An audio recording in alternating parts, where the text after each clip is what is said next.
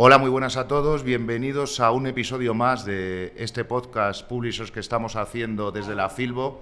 Un podcast que no sería posible sin el patrocinio y la colaboración inestimable de Zebralution, el mayor distribuidor digital de audio a nivel mundial.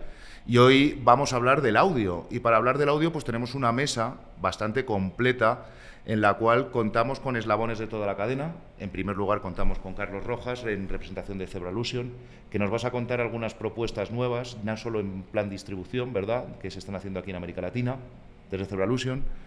Contamos con René de Storytel, perdóname René, porque me acabo de atrancar, con René de Storytel, que nos va a hablar también de lo que es una tienda, digamos, o una plataforma de streaming de audiolibros y de contenidos de audio, porque tenemos que hablar de contenidos de audio, y contamos con David Roa de Extra Radio, que también está aquí, nuestro productor de este podcast, que nos va a hablar un poco también de lo que es la producción, el estudio de grabación y todas estas cosas.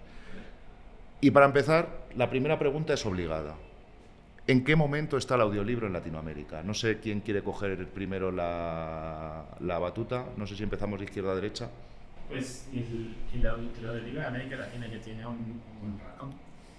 Tenemos grandes pioneros del audiolibro. Tenemos en la Argentina Audiolibros Conexión. Tenemos Fonolibre, por ejemplo, en los Estados Unidos, que llevan mucho tiempo y que de hecho incursionan pensando en de audiolibros primero en cassettes y luego en CDs. Es decir, es un tema que ya tiene muy buen rato, pero claro, todo empieza a cambiar a la hora de que llega las aplicaciones, sobre todo de suscripción de audiolibros, como por ejemplo Storytel, que pues cambia ese tema como de que antes tenías que tener recargado una caja de CDs o de cassettes en tu coche para irlas cambiando para escucharte un audiolibro de $30, imagínate cuántos cassettes tenías que traer, y que cambia a esta parte en América Latina. Llega Storytel en 2018 a México, aquí en 2019, pero bueno, la historia del audiolibro en América Latina viene a largo, ¿no? Carlos, yo te voy a hacer una pregunta, porque estamos hablando de los inicios, hemos hablado desde los inicios un poco, de los pioneros, pero a lo largo de este podcast hemos ido entrevistando a editores independientes. Porque en un primer momento todo el mundo, el planteamiento general, y más desde aquí, desde Latinoamérica, es el costo del audiolibro. El costo de la generación de un audiolibro es algo costoso, es algo en lo que pierdo yo el control. Estoy cediendo a mi hijo y dándolo en adopción a un estudio de grabación, a ver qué hacen con él. Y algo que nos comentaban estos editores independientes era una propuesta que está haciendo Zebralution en estos días, ¿no?, de coproducción de audiolibros, en los cuales principalmente creo que ha sido Nicolás Leighton, nos ha hablado que se siente muy cómodo porque, si bien en general confía en los profesionales que hacen los audiolibros, pero forma parte del proceso de su audiolibro, ¿no? Cuéntanos un poco si esto va a ayudar a la implantación del audiolibro o a que más editoriales entren.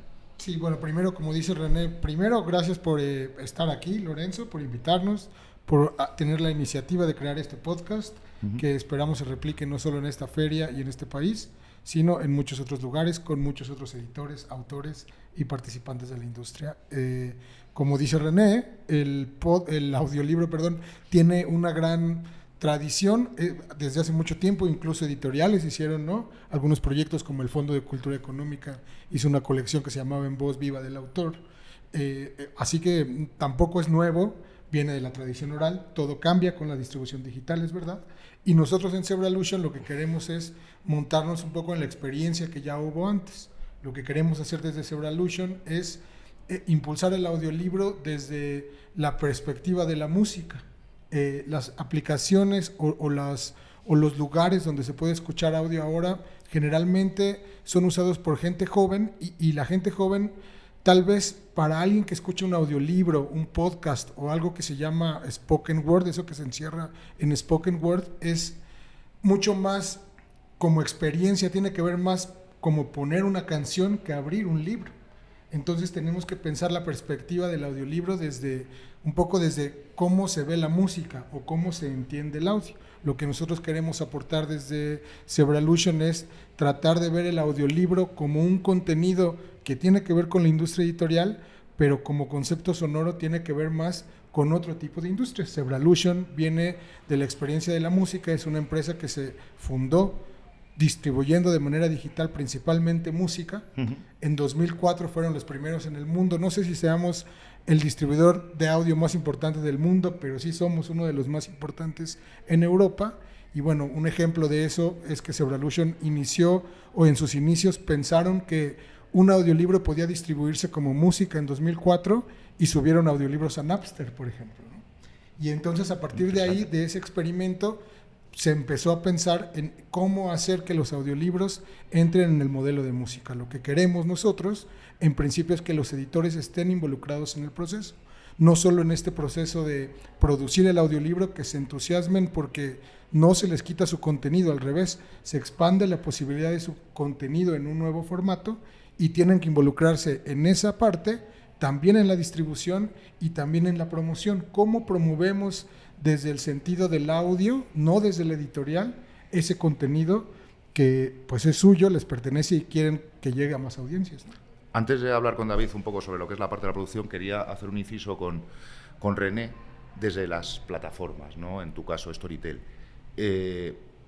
Hemos hablado de la historia y estamos hablando del consumo uno a uno, y ahora estamos hablando de la plataforma, digamos, de bufeta a la carta, ¿no? Esto ayuda mucho, ¿no? También digamos, a implementar el audiolibro, a llegar al público en general, ¿no? ¿Cuál es desde vuestra experiencia, ¿no? ¿Cuál es el proceso de un audiolector? O vamos a hablar también, si queréis, de podcast, vamos a hablar de spoken word en general, ¿no? De cuál es el proceso en el que llega y del seguimiento un poco que le podéis hacer como consumidor, audiolector, oyente.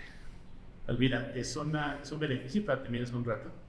De hecho, una de las cosas con las que ando aquí dándome la vuelta es lo que vamos a lanzar un nuevo servicio en Colombia, Argentina, Estados Unidos y España, que está disponible en México, audiolibros.com, que ya no es una plataforma exclusiva de suscripción, sino que también tiene compra directa y también tiene compra por créditos, porque representa a veces justo un reto para el lector, que va a indicar al director, decir, a ver cómo, o sea, voy a escuchar audiolibros, ahora no me los compro, si ya me desuscribo, ya no puedo seguir escuchándolos, y eso ha sido un reto aquí en América Latina, porque ellos dicen, bueno, yo quiero tener el libro y no quiero que sea mío.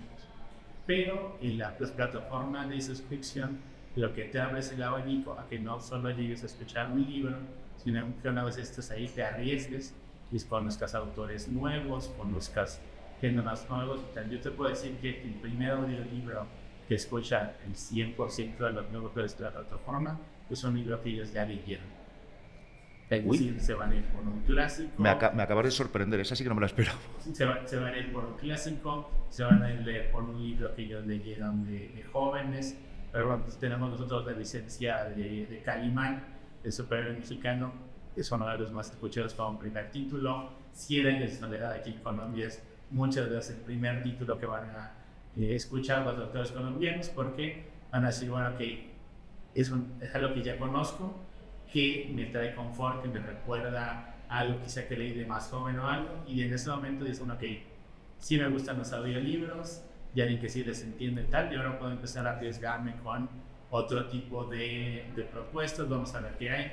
Tenemos ahorita cerca de 50 títulos en español en Storytel, entonces hay mucho de escoger para que empieces ya a adentrarte y a arriesgarte. Pero insisto, muchas veces justo nos pasa que sabemos que puedes leer y escuchar en la plataforma de Storytel, donde hay gente que se compra su libro en papel y va escuchando el audiolibro mientras se lo va leyendo. Es decir, hay muchos caminos para que te vayas acostumbrando al audio. La gran ventaja del audio, claro, es que puedes escucharte un audiolibro mientras estés en el trancón, mientras estés saliendo a correr, mientras estás llevando a los niños a la escuela, que es algo que no puedes hacer con el libro físico y que desafortunadamente cada vez más en los países, específicamente de América Latina, no tenemos tiempo para sentarnos a leer, y ahí el audiolibro, y la cosa es que obviamente compite con la música en esos espacios, pero ahí el audiolibro pues tiene esa oportunidad.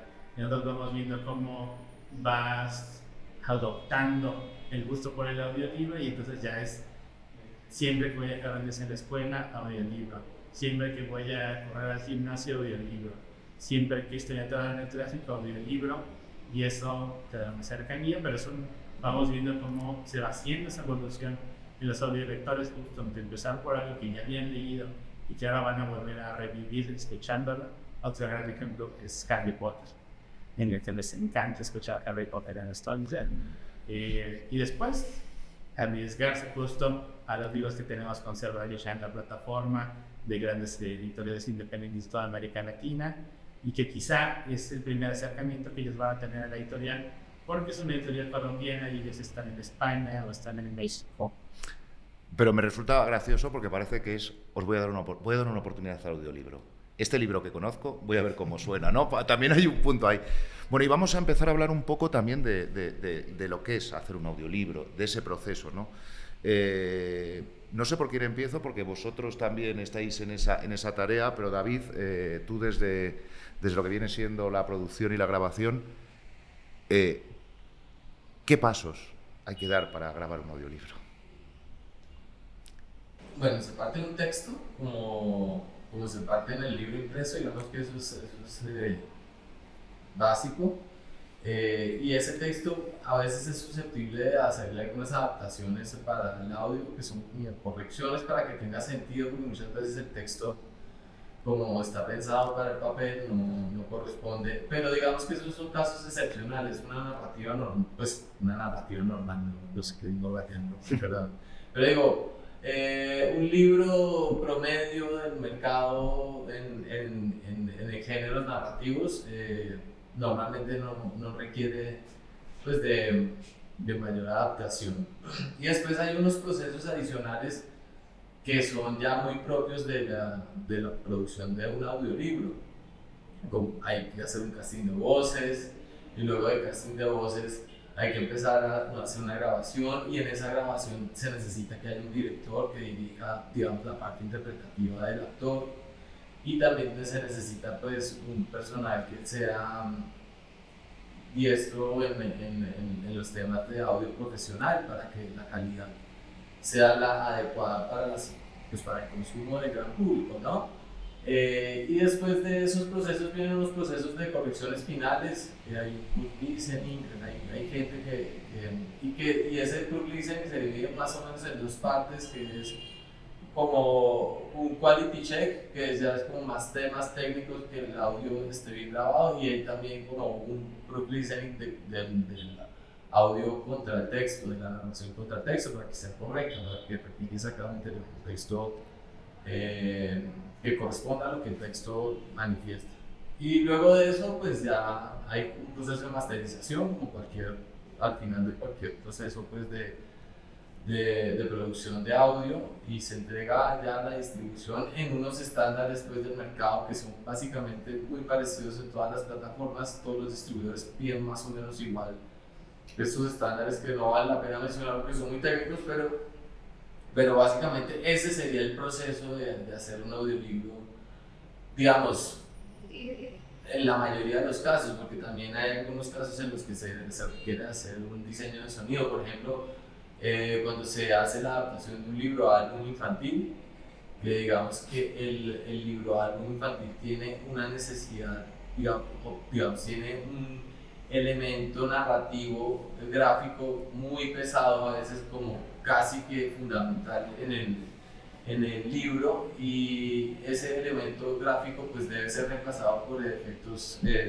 digamos, por elementos auditivos, y en ese caso pues hay un diseño de sonido que haga esa función para que la obra no pierda su necesidad, pues, digamos, como su naturaleza narrativa. Claro que todo lo que acabo de contar me acabo de dar cuenta que es súperamente aburrido. No, hombre, pero yo creo que es está bien que nos riamos de lo aburrido. No, no, pero creo que no, a broma aparte, creo que es importante, sobre todo, porque yo la sensación que tengo, bueno, la sensación no, las cifras son las cifras, estamos empezando, por lo menos en lectores. Y como estamos empezando, y creo que al final hay más mundo más allá de las grandes editoriales y los grandes grupos, que ya muchas veces son ellos mismos los que se gestionan todo ese trabajo, es importante que la gente pues pueda conocer también lo que es un proceso, porque además todo el mundo se queda en que es muy costoso. ¡Oh, esto es mucha panoja! Pero claro, es importante también saber qué es lo que hay detrás, porque si no... Yo quisiera añadir una cosa más. Digamos, hay unos requerimientos técnicos que son muy importantes a la hora de hacer un audiolibro, porque digamos hay unas necesidades del mercado y hay como unos estándares de calidad. Pero yo creo que los productores de audiolibro, y este es como, siento que voy a empezar a hacer una cruzada al respecto. Que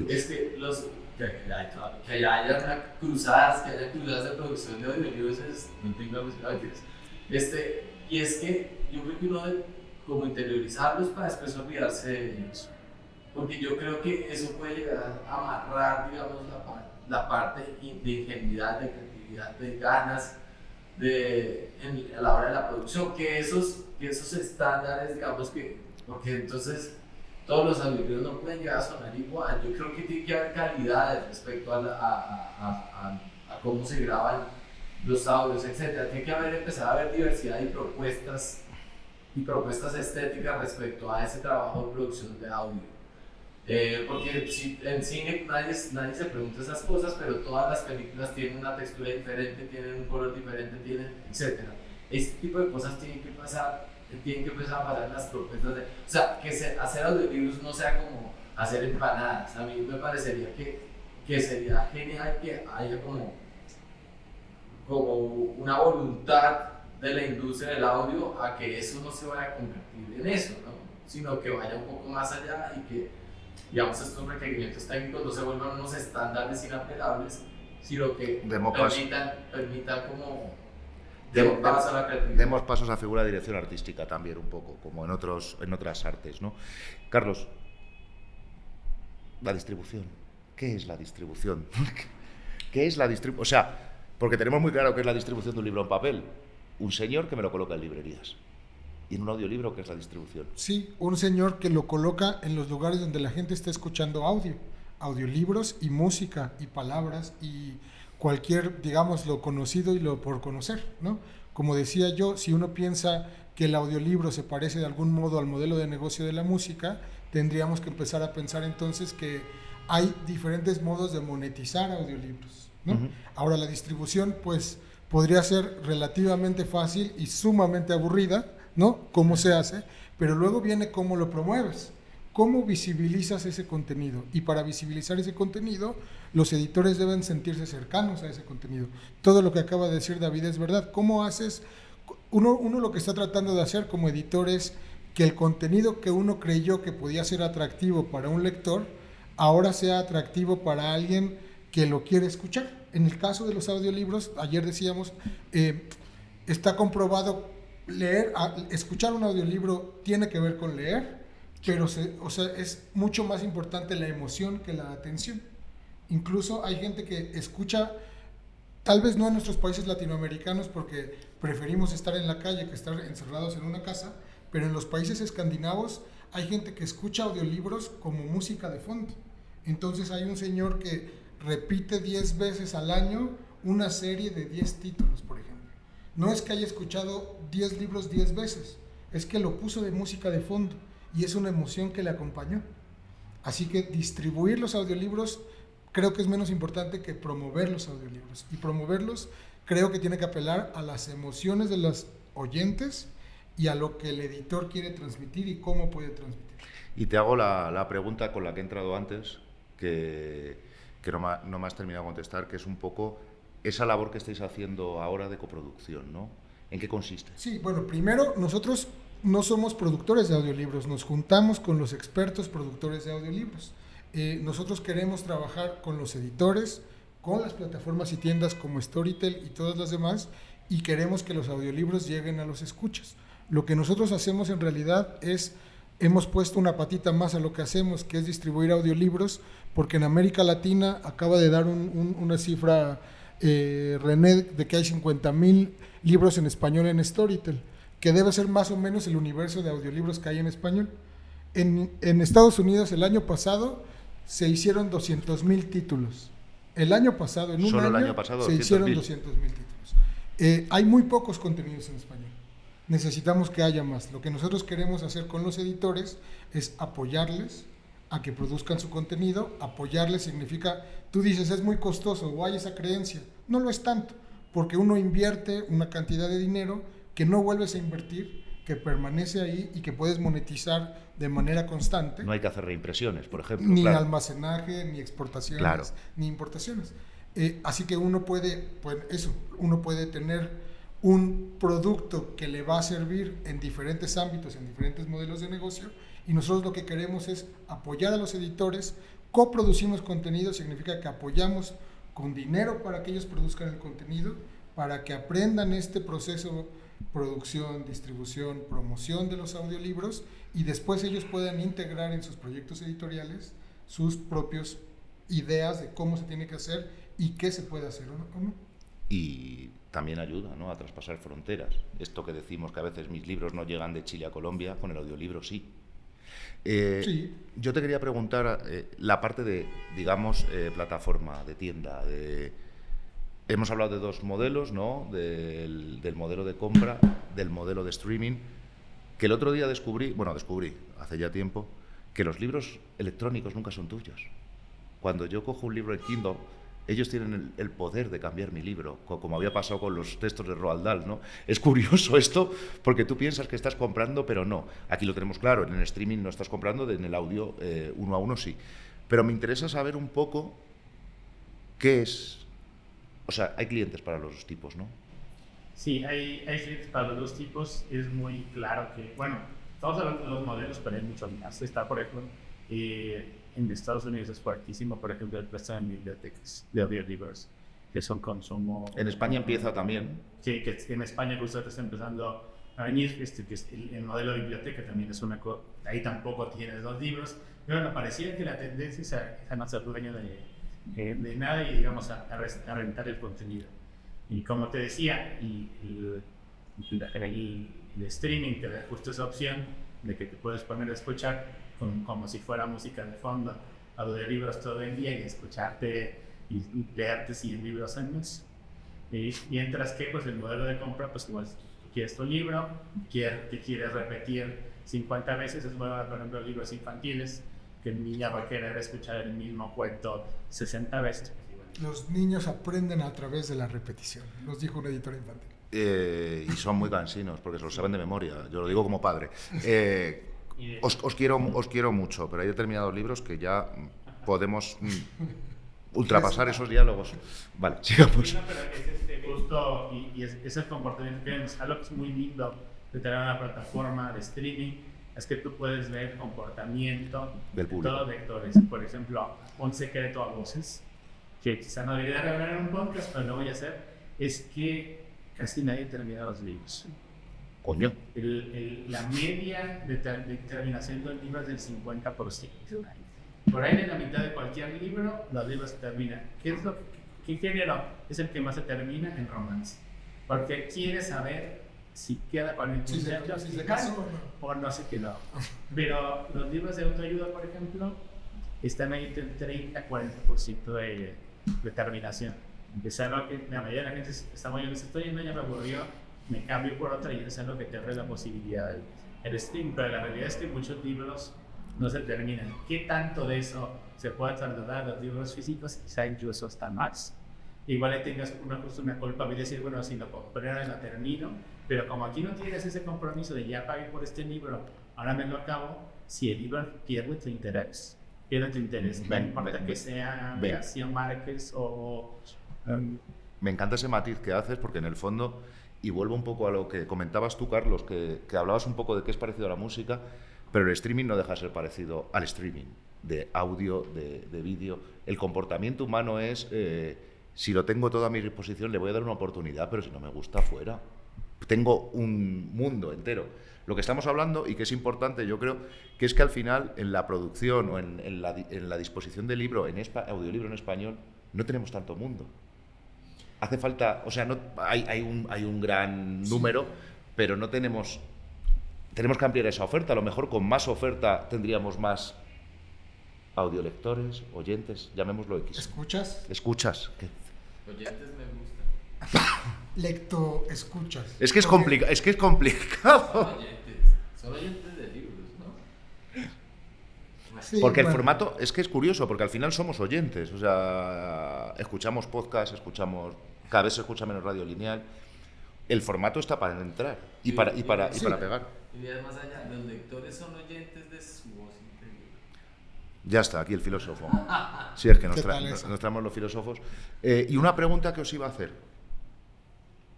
El acento. La producción, y ahí creo que entramos un poco todos. ¿Cuán de importante es para enganchar a un escucha, oyente, audiolector, que no está escuchando su voz interior? Pues claro, yo a García Márquez, mi voz interior suena con un acento madrileño que te Que cagas. tenía, por supuesto. El acento madrileño de García Márquez, porque mi voz interior tiene acento madrileño. Pero claro, ¿qué importancia tiene? David tiene aquí un estudio de producción en Colombia. ¿Qué importancia tiene? Os lo pregunto a vosotros más como en ese análisis de mercado.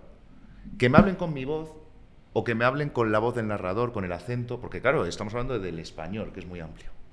Pues mira, yo te diría que es un 900% del tema, es el tema del acento. Se han desidentificado. Yo diría que el narrador es crucial para los audiolibros y el tema del acento entra ahí. Nosotros cuando empezamos a producir en español, producimos la mayoría que es en acento neutro, Lo que sea que eso sea. para América Latina o acento neutro para España, que es más cercano al acento madrileño, digamos. Pero al día de hoy producimos casi todo en acento local, algo muy cercano al acento local, porque lo que quiere escuchar la gente un poco es como esa experiencia audiovisual. Si el autor es colombiano, yo quiero que me quede ese gusto colombiano, pero aún así ahí es muy difícil darle gusto a la gente, y por ejemplo es por eso que ahorita, por ejemplo, ya en Storytel en Suecia hay muchos libros que puedes escoger 10 narradores distintos gracias a la inteligencia artificial. Claro, creo que iba a decir que es otro melón que abrimos. Gracias a la inteligencia artificial, porque si no importa justo, nos pasa en México, nos dicen, no, tiene un acento chilango, es decir, del acento de la Ciudad de México, lo odio. Entonces, pues, igual si le ponemos un acento norteño, aunque la protagonista sea del barrio bravo de Tepito, alguien se lo quiere escuchar en ese acento. Nos pasa mucho con los escuchas españoles, que quieren las cosas en su acento, aunque no sucedan en su lugar. No sucede así, y que parece que ahí pero es lo que es crucial, porque es que sea algo muy cercano a ti. Y parece que ahí la solución va a terminar siendo la inteligencia artificial, de alguna forma, que nos ayude a darles empujoncito a las grabaciones. Pero yo te diría que si es el centro, el meollo, es el acento, y quieres que esa historia que te escuches sea cercana. Yo diría que lo ideal sería que fuera la voz de tu abuela la que te leyera los libros. Lo que pasa es que todos tenemos diferentes abuelas. Ese es el asunto, cada quien tiene una abuela distinta. La mía no se parecía a la tuya. No, te puedo asegurar que no, pero seguramente los actores... Era más guapa la mía. Bueno, no hablemos de abuelas, no peleemos por abuelas. Luego sí que hablamos quién hacía mejores croquetas. No, eso de la mía seguro. Claro. Pero chilaquiles. Claro. No, pero quiero decir, al final luego, dentro de la industria, el miedo a los actores de voz. Y luego hay una pregunta que sí os quiero hacer a ambos dos, que es muy importante. Yo quiero decir algo sobre los acentos. Yo creo, y me gustaría saber lo que piensa David, pero... A David lo de la IA le ha puesto ya nervioso. Lo que hemos identificado, y yo creo que, aunque es un tema complejo, primero, esa cercanía nunca le vas a poder dar gusto a todos, ¿verdad? Pero uno tiene que partir de dos ideas. Una es, ¿qué necesita el libro? Y otra es, ¿a qué público queremos que llegue ese libro? Uno parte de eso. Si un libro sucede en Bogotá, tiene que tener un acento bogoteño, aunque tiene que tener un acento que no te canse si nunca has estado en Colombia, ¿no? Tienes que tener un actor de voz que sea lo suficientemente bueno para darle un acento local sin que canse el acento local. Y eso creo, contrario a lo que piensa René, ahí difiero, no se va a lograr con la inteligencia artificial. Todo lo contrario, se va a lograr con un actor de voz y con la emoción humana. ¿Qué necesita el libro? ¿A qué público queremos llegar? Desde ahí hay que partir, creo, a menos que David me corrija. No, pero mira, es curioso porque tenemos un doble debate, ¿no? Por un lado es el público, y me ha hecho gracia lo de hablaba de la abuela, ¿no? Al final es lo atávico de la narración oral, de cómo nos crecemos en la narración oral a través de abuela, madre, una voz que es semejante a la nuestra. Y por otro lado está la obra artística, la obra literaria. ¿Cuál es la voz de esa obra? Claro, que además es un reclamo que hemos escuchado siempre desde Latinoamérica los españoles, ¿no? Es decir, nos habéis impuesto un canon literario y los autores japoneses decían joder tío, joder macho. ¿Sabes? No los sentíamos, los personajes japoneses, los personajes argentinos. Nunca dirían macho. Claro, no, hablaban raro. O sea, hablaban raro porque como mucho ponlos como hablábamos nosotros en Colombia o como hablábamos nosotros en México, las traducciones, y nosotros hemos desde ahí, ¿no? Entonces es complicado encontrar ese equilibrio, ¿no? Entre lo que es lo atávico, digamos, de la narración queridita, ¿no? Digamos, es como si me lo está contando mi mamá y me está arrullando, a lo mejor para dormir está bien, y lo que pide una obra artística, ¿no? Bueno, ahora David, que tendríamos que escucharte a ti, que se me ha olvidado. Es que, yo creo que hay un exceso de optimismo respecto a las IAs, y lo digo con conocimiento de causa porque a mí el tema me apasiona y he estado pendiente de todo lo que ha pasado al respecto, y cuando han salido las herramientas para uso público yo me he suscrito para usarlas, etcétera, incluyendo el Eleven Labs, que es la empresa que hizo el acuerdo con Storytel, que la conozco muy bien porque yo la usé. Y por ejemplo, de Eleven Labs puedo decir que su interfase para edición de audio está en pañales, es supremamente corta, es como si todavía no hubieran entendido de qué se trata la narración, es decir, desde el punto de vista del editor o el director de la producción de un audiolibro literario, en el que, y ni siquiera, porque también hice algunas pruebas, la interfaz no te da las herramientas para poder editarlo, digamos, en el aspecto emocional, enfático, etc., ¿no? Esa parte, digamos, creo que todavía no está. La emoción. Exacto, la parte emocional no está acabada de inventar en la IA y no está acabada de solucionar. Pero incluso si eso pasara, de todas formas la IA es como un gran martillo. O sea, las IAs es un martillo, es igual que un martillo, es una herramienta que no sirve absolutamente para nada si nadie la usa. La necesita, alguien tiene que darle una voluntad de acción a esa IA. Y entonces, digamos que solucionaran esto, que hacen la interfase más bella posible para poder editar emocionalmente un audiolibro. Se necesita un muy buen criterio estético para hacer ese trabajo y no hacer poco trabajo. ¿Me hago entender? Va a seguirles requiriendo como una interpretación. Y yo creo que ahí hay el valor importante. O sea, digamos, les voy a poner un ejemplo. La Fórmula 1 ahora ya no va a usar pilotos, sino robots. Y rompen todos los récords. ¿A quién le importa? ¿A quién le importa que un robot rompa un récord?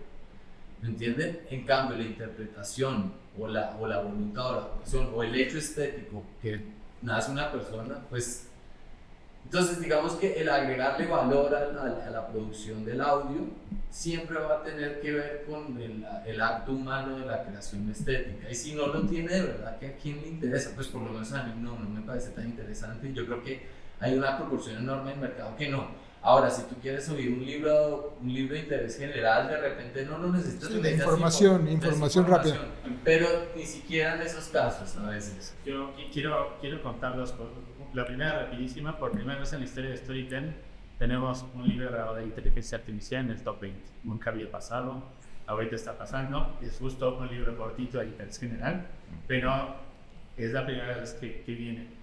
Pero la segunda que va más abocado a este episodio es que al fin y al cabo, no es lo que estamos platicando, vamos a usar inteligencia artificial o no, qué intención le vamos a dar, qué acento vamos a agarrar. Eso es la labor de edición.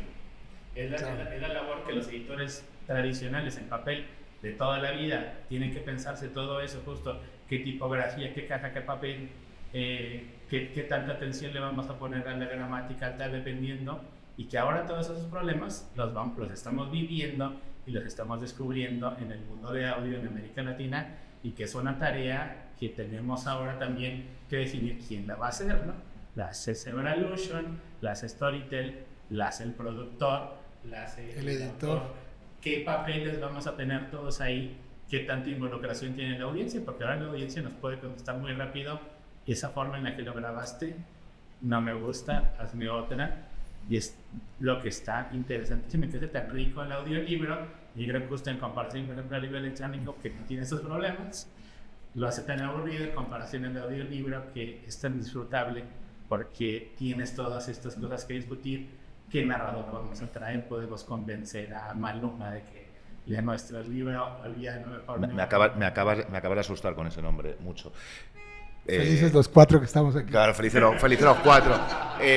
Bien. Yo quiero, casi para cerrar, porque quiero hacer una pregunta también a raíz de la actualidad, ¿no? Y va un poco dirigida a ti como Storytel por todo el tema de la exclusividad, ¿vale? En Suecia ya se está viendo jaleo.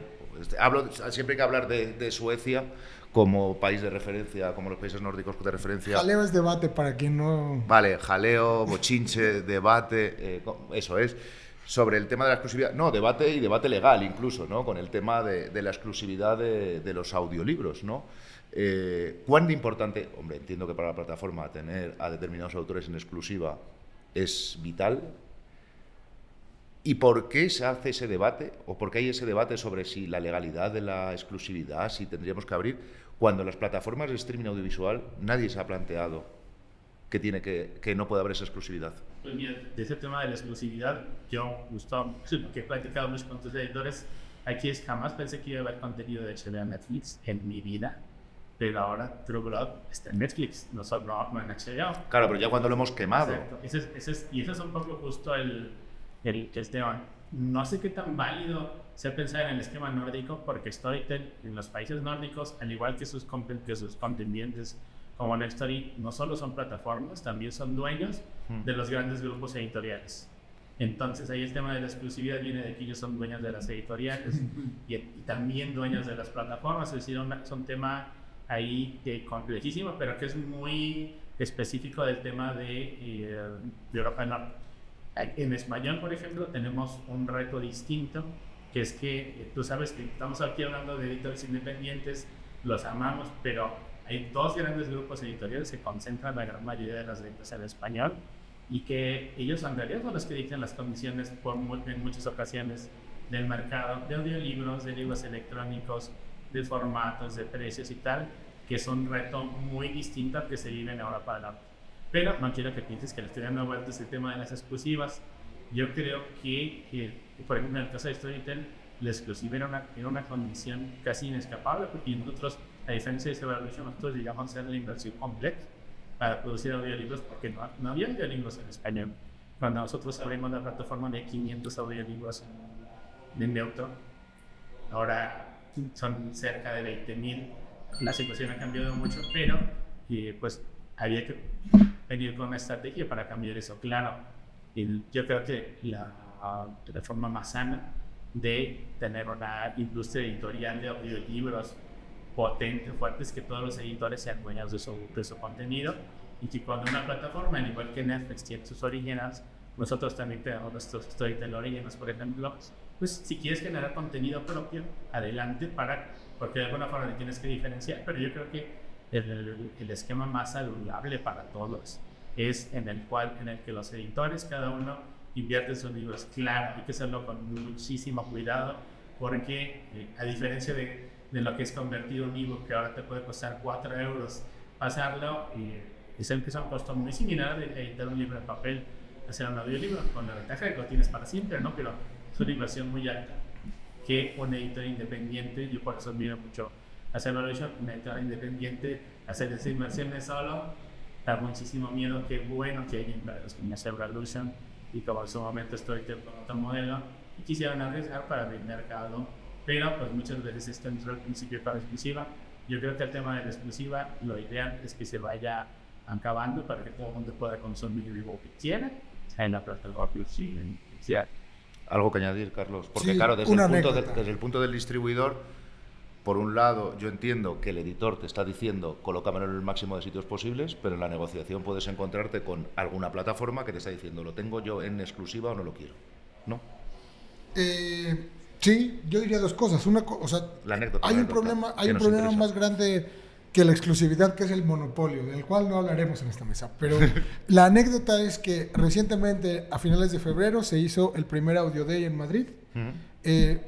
Las personas que estuvieron involucradas en este primer paso que se dio en el audiolibro en español cerraron en una mesa donde se dijo casi textualmente que se puso el ejemplo de los pantalones acampanados. Hubo un tiempo en que estuvieron de moda los pantalones acampanados y dejaron de estarlo. Y a lo mejor un día vuelven a estar. Ay, y no, hoy, que me quedaban muy mal. a mí horrible. Y hoy vivimos una era de no exclusividad. Tal vez vuelva la exclusividad, tal vez cambie algún momento, pero hoy la gente que fundó los proyectos de audiolibros en español estuvo de acuerdo que vivimos en una era de no exclusividad. Y yo creo que con esa era de no exclusividad lo que gana es el mercado. O sea, al final es una fórmula para acercar el audiolibro y para hacerlo crecer. No sé si tenéis algo más que añadir. Por mi parte, agradeceros. Creo que hemos, entre todos, puesto algo de luz sobre este sector que siendo conocido y creciendo cada día, ¿no? Porque es lo que podemos ver en los estudios, cualquier estudio que leemos de cámaras, de gremios, de las propias empresas de audiolibros, ¿no? Estamos viendo que el audiolibro va teniendo una mayor implantación, aún le queda camino por recorrer en comparación con otros países del entorno. No vamos a hablar de los países nórdicos, donde el audiolibro está por encima del libro en papel, ¿no? Pero sí, Estados Unidos, otro tipo de países, ¿no? Y agradeceros vuestro tiempo. Sé que todos tenéis reuniones, encuentros. Desearos una muy buena Filbo. Y, sí, para cerrar, la última pregunta. ¿Cómo estáis notando Colombia en estas reunioncitas que estáis teniendo de cara al audiolibro? A David no le puedo preguntar porque lo tengo aquí encerrado todo el día. Pero le traigo agua alguna vez, un cafelito, pero lo tengo aquí encerrado grabando. Pero vosotros que estáis palpando el pulso. Es justo de lo que hablábamos antes de entrar aquí a cabina. Yo, del año pasado para acá, veo a los editores mucho más optimistas y con muchos más ánimos de entrar al audiolibro. Ya no hay que explicarle a nadie que es un audiolibro, y ya no hay que explicarles los modelos, justo que estuvimos hablando ahorita. Yo veo muy fuerte, y además veo a Bogotá como una ciudad en donde el consumo de audiolibros tiene un potencial enorme. Sí, yo estoy de acuerdo con todo lo que dijo René, y yo creo que nadie debería dudar del brillantísimo futuro del audiolibro en español. Pues dejando esta última palabra, nadie debería dudar del brillantísimo futuro del audiolibro en español. Brotes de esperanza, brotes de crecimiento, vamos hacia adelante. Nos despedimos de este episodio de podcast, que por supuesto ha sido más largo, pero es que teníamos más gente, y nos vemos en el próximo episodio. Gracias.